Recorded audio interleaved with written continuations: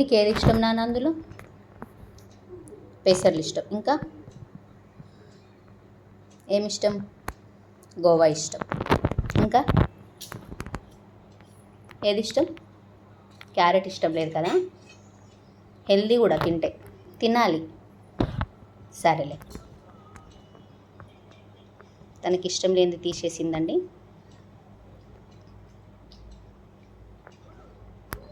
Mummy SIT properly నాన్న. Fold your legs. Fold చేసుకో లెగ్స్ని. Fold. అలా కాదు నాన్న, మంచిగా. Very good. అలా